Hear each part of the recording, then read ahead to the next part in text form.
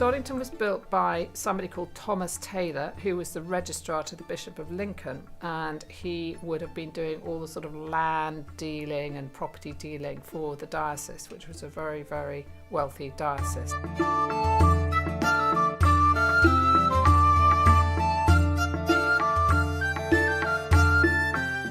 So these tapestries were nailed to the walls in the 1760s by John Delville. Since then, we had had things like coal fires in the bedrooms, lots of UV light coming in through the windows, and dirt and dust, and they'd never been taken down or cleaned or anything. And what happens is that the UV light basically makes the colours fade and it sort of corrodes the fibres. And even though we'd stopped having coal fires, we'd put UV filters on the windows and everything, they were still getting worse because the dust was in them and eating into the fibres. So we knew we had to do something soon,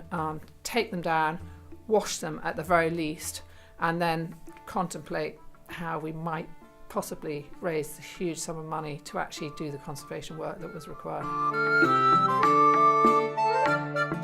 This was going to be a huge project in terms of the actual conservation work, and it's taken nearly 10 years to complete the work, not just the actual physical stitching, but the fundraising and everything involved. And one of the reasons we were successful in raising that money was because we were taking a very new approach, and we decided to have the actual conservation studio right here in the hall, where everyone who visited the hall could see the work going on and talk to the conservators and really understand what it meant.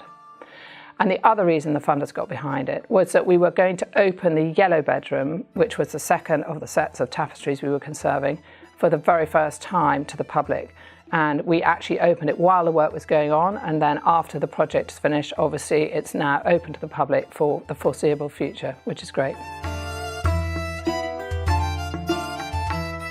Thanks to a big Heritage Lottery Fund grant, we've been able to create some displays which explain the whole story of the project from beginning to end. It talks about why the tapestries were put on the walls in the first place, how they were chopped up and mixed up and nailed all over the place, why they were cleaned, why the work was important, and most importantly, you can find out what we discovered under the tapestries when we took them off the walls.